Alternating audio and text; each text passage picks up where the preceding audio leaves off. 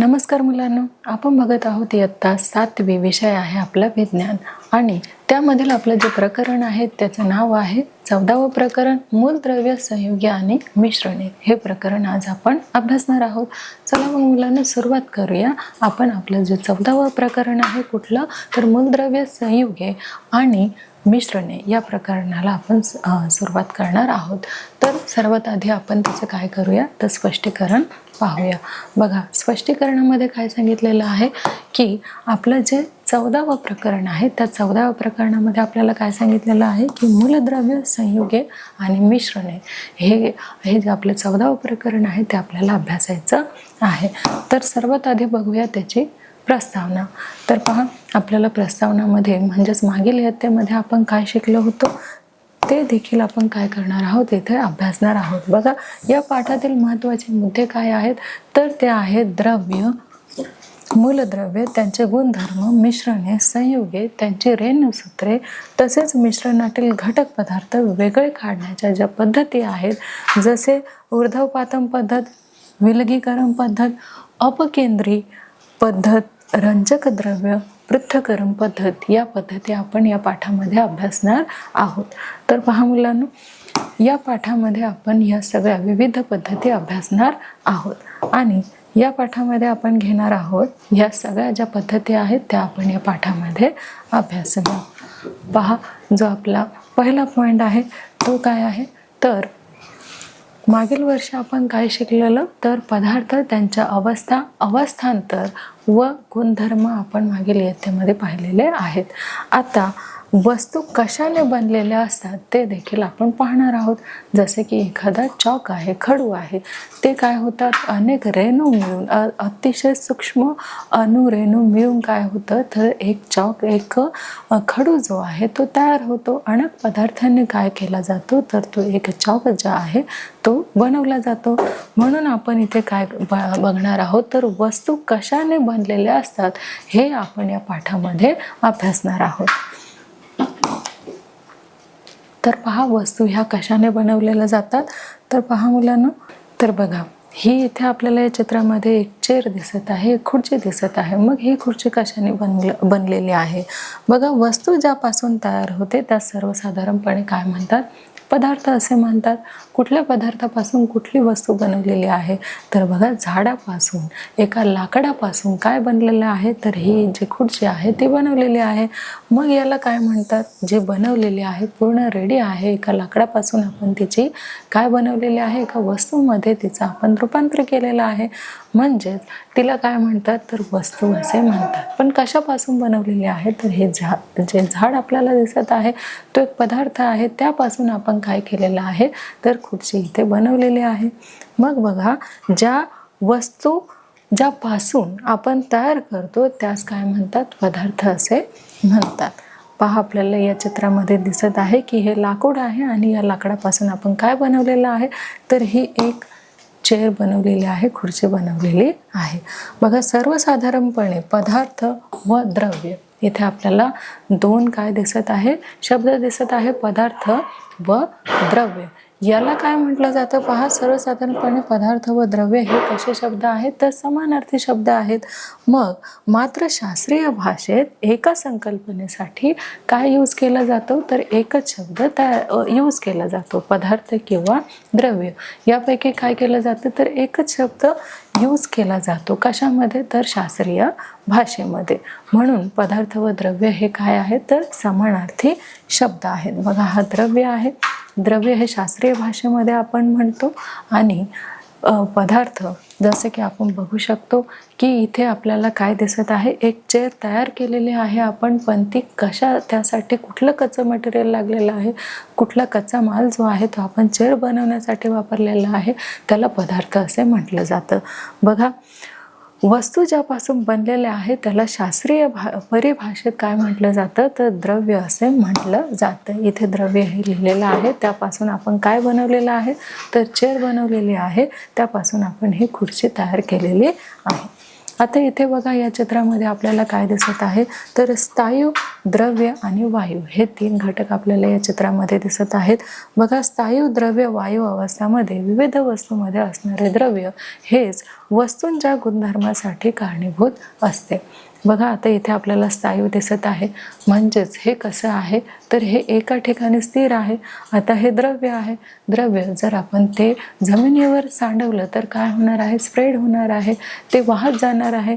आणि हे वायू, बघा ही जी चहा आहे त्यामधून काय निघत आहे, तर वाफा निघत आहे, म्हणून त्याला काय म्हटलेलं आहे, तर वायू म्हटलेलं आहे. तर बघा, आपल्याला इथे दिसून येऊ शकतं की स्थायू, द्रव्य, वायू ह्या काय आहेत, तर पदार्थाच्या एवढ्या अवस्था आहेत. मग पुढे असं म्हटलेलं आहे की हे गुणधर्मासाठी कारणीभूत असते. तर कुठल्या गुणधर्मासाठी कारणीभूत असते पाहूया. बघा, वस्तूचे विभाजन केलं तरी द्रव्यामुळे वस्तूत असलेले गुणधर्म तसेच राहतात. म्हणजे वस्तूचे इथे आपण विभाजन केले तरी काय होतं, ते ज्या वस्तू आहेत ते त्याचे गुणधर्म सोडत नाहीत. जसं आपण या चित्रामध्ये पाहू शकतो. बघा, इथे हे आहे गोल्ड. या गोल्डपासून आपण, या सोन्यापासून जर आपण काही सोन्याचे दागिने केले तर काय होतं, सोनं त्याचं गुणधर्म सोडतं का, तर नाही सोडत. म्हणजे जसे इथे पाणी आहे, पाण्यापासून पुन्हा आपण बर्फ बनवू शकतो आणि बर्फापासून पुन्हा आपण पाणी तयार करू शकतो.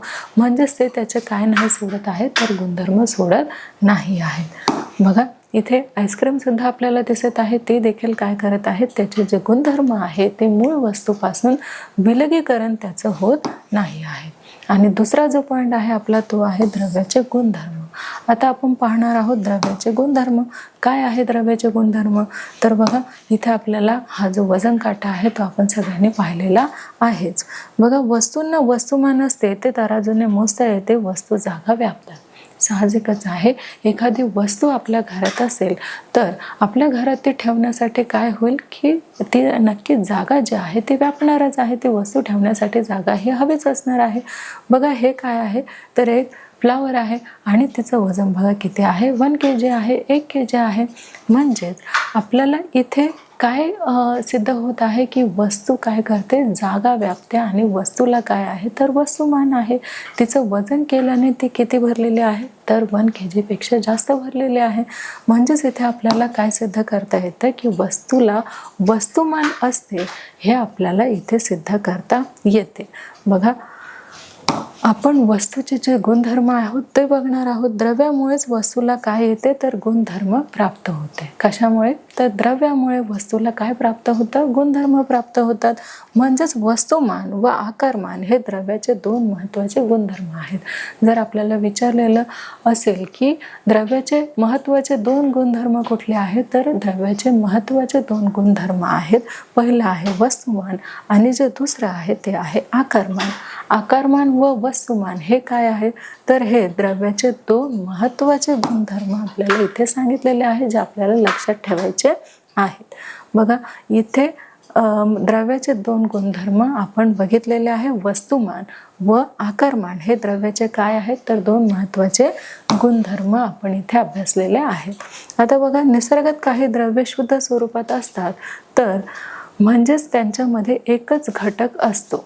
आता जसे बघा, हे सोनं आहे, गोल्ड आहे, ते तापवल्यानंतर त्यापासून आपण काय करतो, तर विविध प्रकारचे दागदागिने तयार करत असतो. पण तेव्हा ते त्याचे गुणधर्म सोडतात का, तर नाही सोडत.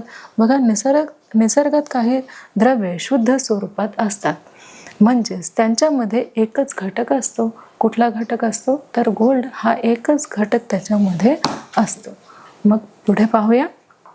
बघा, निसर्गातच काय केलेलं जातात, तर एका बिस्किटापासून काय केलेलं आहे, सोन्याच्या बिस्किटापासून आपण हे दागदागिने इथे तयार केलेले आहेत. मग बघा, हा काय झाला, एक पदार्थ झालेला आहे. आणि एकच घटक असलेल्या द्रव्याला वैज्ञानिक परिभाषेमध्ये काय म्हटलं जातं, तर त्याला सबस्टेन्स असं म्हटलं जातं. म्हणजेच काय की सोने, हिरा, पाणी हे काय आहेत, तर एकच घटक असलेल्या द्रव्याला काय म्हटलं जातं, तर पदार्थ असे म्हटलं जातं.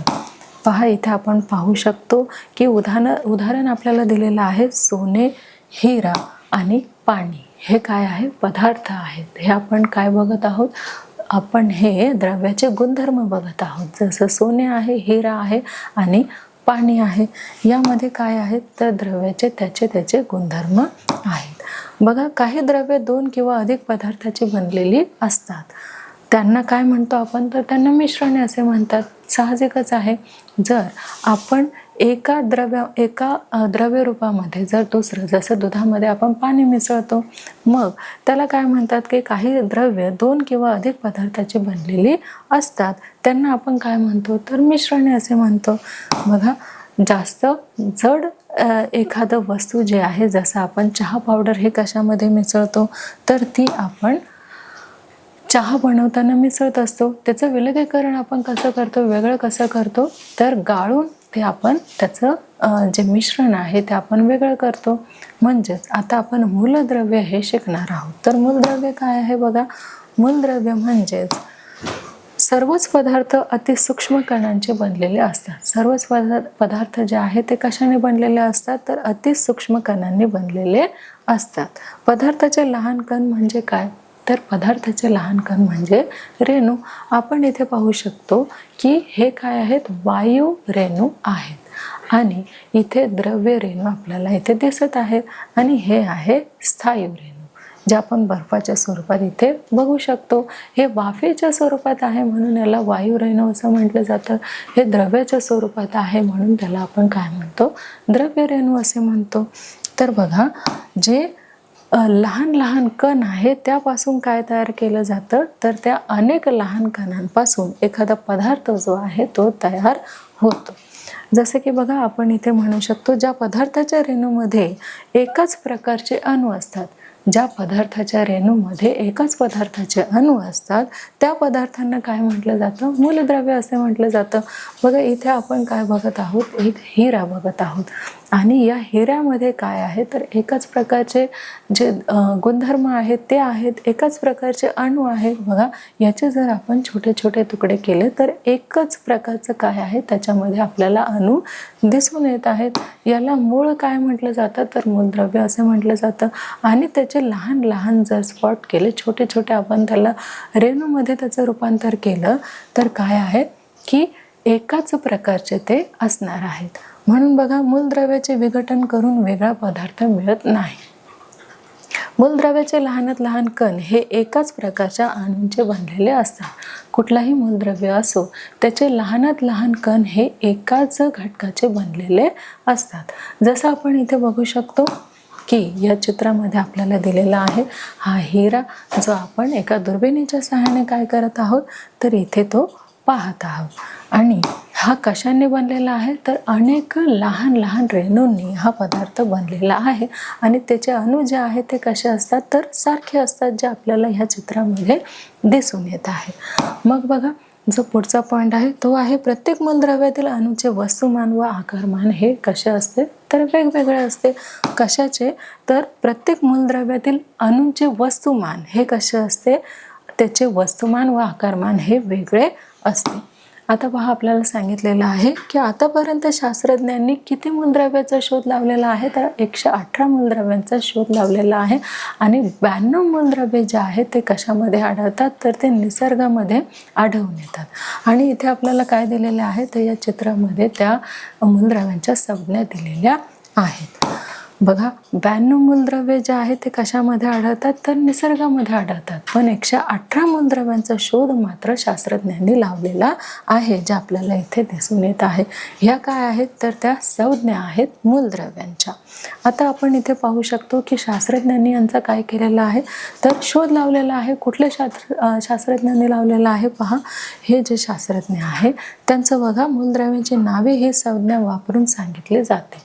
आता मूलद्रव्यांना नावं त्यांची न घेता त्यांची काही संज्ञा आहेत ते वापरून काय केलं जातं तर त्या मूलद्रव्यांचा वापर करून त्यांची नावं जी आहेत ही पद्धत बर्झेलियस या शास्त्रज्ञाने सुरू केलेली आहे. हे जे आहे ते कोण आहे तर बर्झेलियस हे शास्त्रज्ञ आहेत आणि त्यांनी कशाची सुरुवात केलेली आहे तर मूलद्रव्याची नावे ही संज्ञा वापरून त्यांनी सांगितलेली आहे. जसे की आपण इथे पाहू शकतो, ह्या काय आहेत, ह्या मूलद्रव्याच्या संज्ञा आहेत. मूलद्रव्य हे नाव न वापरता संज्ञा हे नाव वापरण्याची जी प्रथा आहे ती कोणी सुरुवात केलेली आहे तर हे बर्झेलियस जे आहे यांनी त्याची सुरुवात केली केलेली आहे. आणि हे सगळे आपल्याला मूलद्रव्य कशा स्वरूपात दिसून येतात, तर हे मूलद्रव्य जे आहे ते आपल्याला संज्ञाच्या स्वरूपात दिसून येतात. बघा, संज्ञा ही नावांचा संक्षेप बनवली जाते. तसेच संज्ञा लिहिण्यासाठी कशाचा उपयोग केला जातो, तर अक्षरांच्या जोडीचा उपयोग केला जातो. जे आपल्याला या चित्रामध्ये दिसत आहे हे काय आहे, मूलद्रव्य आहे. आणि ह्या काय आहेत, तर त्यांच्या संज्ञा आपण इथे पाहू शकतो.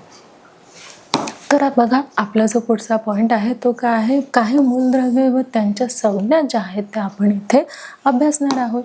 तर मूलद्रव्ये कुठले आहेत आणि त्यांच्या काही संज्ञा कुठल्या आहेत ते आपण इथे बघणार आहोत. बघा, मूलद्रव्य, काही मूलद्रव्य व त्यांच्या संज्ञा. बघा, हायड्रोजन यांची संज्ञा काय आहे, तर H. म्हणजे हायड्रोजन ह्या मूलद्रव्याऐवजी आपण काय वापरणार आहोत, संज्ञा वापरणार आहोत. कुठली संज्ञा वापरणार आहोत, तर H ही संज्ञा वापरणार आहोत. मग हेलियम याऐवजी आपण कुठली संज्ञा वापरतो, तर H ही संज्ञा वापरतो. Sodium Na, magnesium Mg, aluminium Ai आणि कार्बन C आणि क्लोरीन Cl आणि कॅल्शियम Ca अशा संज्ञा आपण काय करत असतो, तर मूलद्रव्याऐवजी आपण ह्या ज्या संज्ञा आहेत त्या आपण वापरत असतो. म्हणजेच मूलद्रव्य एवढं पूर्ण नाव लिहिण्याऐवजी आपण काय करत असतो, तर त्यांच्या ज्या काही संज्ञा आहे, ज्या बर्जेलियस या शास्त्रज्ञांनी काय केलेलं आहे, तर मूलद्रव्याऐवजी आपण त्यांच्या काय करूया, तर संज्ञांचा वापर करूया किंवा संज्ञा ह्या ज्या आहेत त्यांच्या नावाने आपण काय करूया, मूलद्रव्याचा मांडणी करूया किंवा मूलद्रव्य हे आपण मांडूया. तर बर्जेलियस ह्या शास्त्रज्ञांनी काय केलेलं आहे, तर ही जी सुरुवात आहे मूलद्रव्य त्यांच्या संज्ञा मांडण्याची सुरुवात या शास्त्रज्ञाने केलेली आहे. बघा, पहिलं अक्षर सारखे असल्यास अक्षराची जोडी वापरतात. जर पहिलं अक्षर सारखे असेल तर त्याची काय वापरली जाते, तर त्याची जोडी वापरली जाते. मग पुढचा जो आपल्याला पॉईंट आहे तो काय असणार आहे, तर मूलद्रव्याचे वर्गीकरण कसे केले जाते. तर मूलद्रव्याचे वर्गीकरण कसे केले जाते हे आपण पाहणार आहोत. बघा, मूलद्रव्याचे वर्गीकरण कसे केले जाते, तर सर्वसाधारणपणे मूलद्रव्याचे वर्गीकरण धातू व अधातू या गटात करतात. कशामध्ये करतात, मूलद्रव्याचे वर्गीकरण धातू आणि अधातू या दोन गटामध्ये कशाचे वर्गीकरण होते, तर मूलद्रव्याचे वर्गीकरण होते, जे आपण या चित्रामध्ये पाहत आहोत. बघा, सर्वसाधारणपणे मूलद्रव्याचे वर्ग करून आपण मेटलमध्ये आणि नॉन मेटलमध्ये करत असतो. तर इथे आपल्याला द्रव्याचे वर्गीकरण कसं करता येईल ते सांगितलेलं आहे. बघा, वर्धनीयता, तन्यता, विद्युत वाहकता, उष्णता वाहकता, घनता, चकाकी, नादमयता हे धातूचे काय आहेत, गुणधर्म आहेत. कुठले आहेत धातूचे गुणधर्म, तर पहिलं आहे वर्धनीयता, मग तन्यता, घनता, विद्युत वाहकता, चकाकी, उष्णता वाहकता आणि नादमयता हे सगळे काय आहेत, तर हे धातूचे गुणधर्म आहेत, जे आपल्याला ह्या स्क्रीनवरती दिसत आहेत. हे सगळे जे आहेत ते धातूचे गुणधर्म आपल्याला सांगता येतात. तर पहा, वर्धनीयता, तन्यता हे काय आहेत, तर हे सगळे धातूचे गुणधर्म आहेत. त्यानंतर बघा, तांबे, लोखंड, सोने, चांदी, पारा इत्यादी काय आहेत, तर आपल्याला ह्या चित्रामध्ये दिसत आहे. तर हे सगळे काय आहेत, तर हे सगळे धातू आहेत. आणि इथे आपल्याला काय दिसत आहे पहा, तर या चित्रामध्ये आपण बघू शकतो ज्या मूलद्रव्यामध्ये धातूचे गुण दिसत नाहीत त्यांना अधातू म्हणतात. आता सोन्यामध्ये धातूचा गुणधर्म दिसतो म्हणून तो काय आहे, तर धातू आहे. आणि इथे काही आपल्याला काय दिलेलं आहे, अधातू दिलेला आहे, ज्याचा गुणधर्म नसतोच. त्याला काय म्हटलं जातं, तर अधातू म्हटलं जातं. पहा, उदाहरणार्थ फॉस्फरस आहे, सल्फर आहे, क्लोरीन आहे, कार्बन आहे इत्यादीचे काय होत नाही, आपल्याला गुणधर्म दिसत नाही. जे आपण या चित्राद्वारे पाहू शकतो की इथे फॉस्फरस आहे, बघा हे सल्फर आहे आणि हे क्लोरीन आहे, हे कार्बन आहे. याचे काय होतात, तर याचे गुणधर्म जे आहेत ते आपल्याला दिसत नाही म्हणून ते काय आहेत, तर ते अधातू आहे. बघा, जे मूलद्रव्ये काही प्रमाणात धातू तसेच अधातूचे गुणधर्म दर्शवतात त्यांना धातू सदृश असे म्हणतात. बघा, पुन्हा एकदा आपण पाहणार आहोत.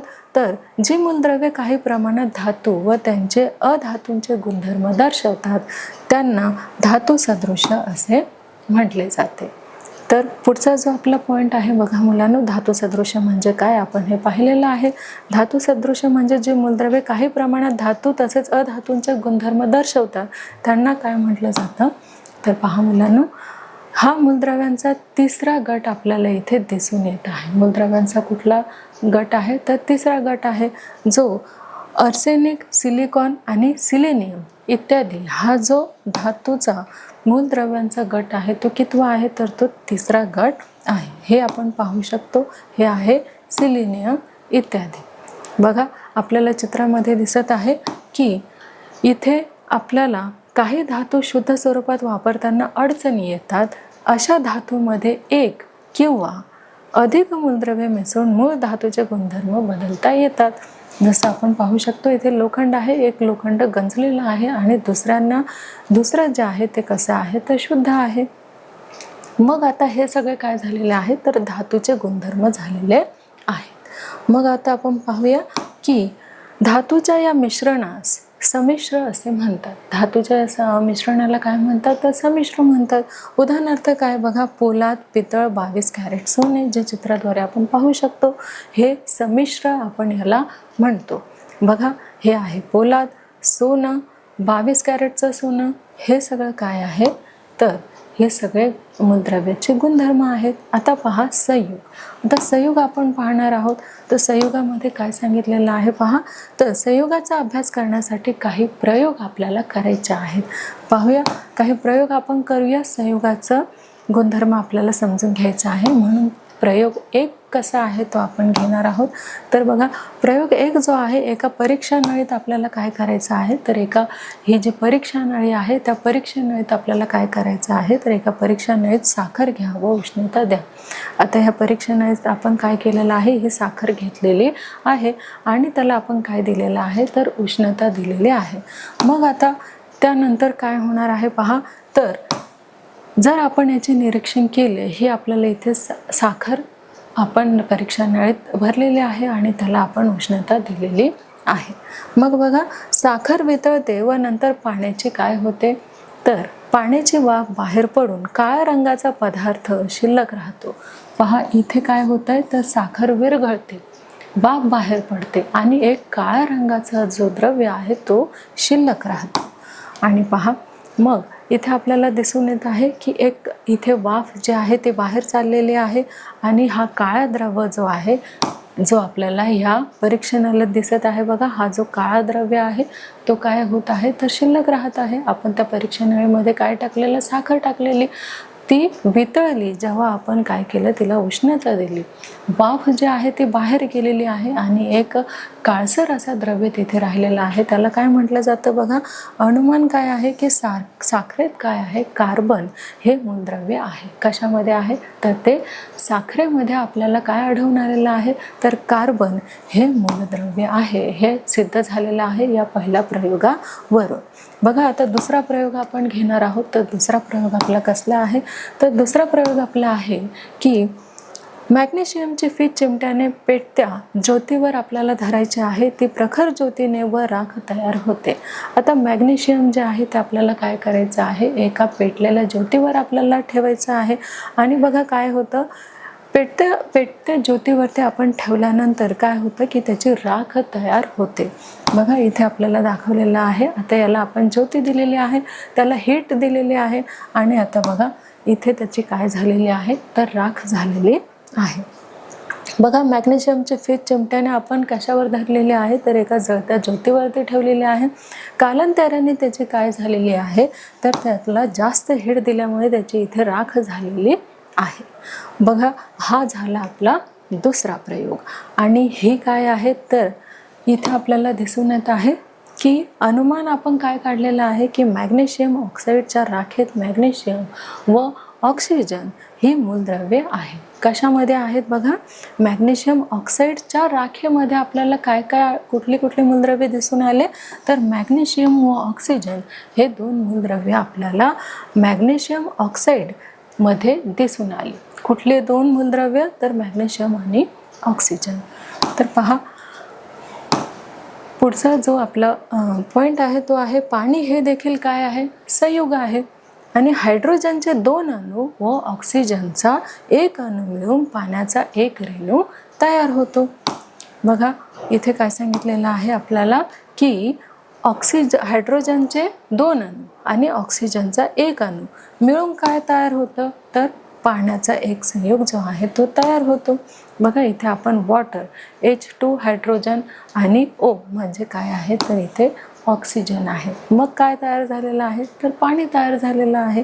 मग बघा इथे आपल्याला ह्या चित्रामध्ये जे दिसत आहे ती काय आहे, तर आग आहे. आणि या चित्रामध्ये काय दिसत आहे, तर त्या चित्रामध्ये आपल्याला पाणी दिसत आहे. मग बघा यातील हायड्रोजन हा ज्वलनशील आहे, तर ऑक्सिजन ज्वलनाला काय करत आहे, तर मदत करत आहे. परंतु त्यांचे संयोग म्हणजे पाणी आग विझवायला मदत करते. आपल्याला माहीत आहे की ही जी आग आहे या आगीला विझवण्याचं काम कोण करतं, तर ते पाणी करत असतं. मग बघा इथे आपल्याला या चित्रामध्ये दिसून येत आहे की यातील हायड्रोजन हा काय आहे, ज्वलनशील आहे. तर ऑक्सिजन काय करत आहे, तर ज्वलनाला मदत करत आहे. आणि आता यावरून संयुगाचे गुणधर्म आपल्याला काय करता येणार आहे, तर सांगता येतात. काय गुणधर्म आहे तिचे पहा, तर या संयुगाचे जे गुणधर्म आहेत ते असे आहेत की यावरून आपल्याला असे सांगता येते की संयुगाचे गुणधर्म हे घटक मूलद्रव्याच्या गुणधर्मापेक्षा वेगळे असतात. हे आपल्या इथे काय होत आहे, सिद्ध होत आहे की संयुगाचे जे गुणधर्म आहे ते घटक मूलद्रव्याच्या गुणधर्मापेक्षा कसे असतात, तर वेगळे असतात. मग पुढचा जो पॉईंट आहे, संयुगाचे रेणूमध्ये 2 किंवा अधिक मूलद्रव्यांचे अणू रासायनिक संयोगातून काय होतात, एकत्र येतात, जे आपल्याला इथे दिसत आहे. बघा हायड्रोजनचे 2 अणू आणि ऑक्सिजनचे 1 अणू मिळून काय होत आहे, वॉटर तयार होत आहे, पाणी तयार होत आहे. बघा संयुगाच्या रेणूमध्ये 2 किंवा अधिक मूलद्रव्याचे अणू रासायनिक संयोगातून काय होत आहे, तर ते एकत्र येत आहे, जे आपण ह्या आकृतीद्वारे पाहू शकतो. मग आपला जो पुढचा पॉईंट आहे तो बघा काय आहे, तर तो आहे संयुगे ही संक्षिप्त स्वरूपात लिहितात, त्यांचा निर्देश काय असतो, रेणुसूत्राने आपल्याला तयार करता येतो. रेणुसूत्राद्वारे सुद्धा आपण काय सांगू शकतो, तर जे काही सूत्र आहे ते आपल्याला इथे सांगता येते. तर पहा मूलद्रव्याचे संज्ञा व अणूची संख्या यांच्या सहाय्याने रेणुसूत्र तयार होते. बघा रेणुसूत्र कसे तयार होते, तर मूलद्रव्यांच्या संज्ञा व अणूंची संख्या यांच्या सहाय्याने रेणुसूत्र हे तयार होते. मग पाहूया, तर दुसरं जे आहे ते आहे पाण्याचे रेणुसूत्र काय आहे, तर H2O हे पाण्याचे रेणुसूत्र आहे. मग यामध्ये हायड्रोजन व ऑक्सिजन ही काय आहे, तर ही त्याची मूलद्रव्य आहेत, जे आपल्याला इथे दिसून येत आहेत. कुठली मूलद्रव्य आहे, हायड्रोजन आणि ऑक्सिजन ही मूलद्रव्य कशाचे आहेत, तर ती पाण्याचे आहे, जे इथे आपण बघितलेलं आहे.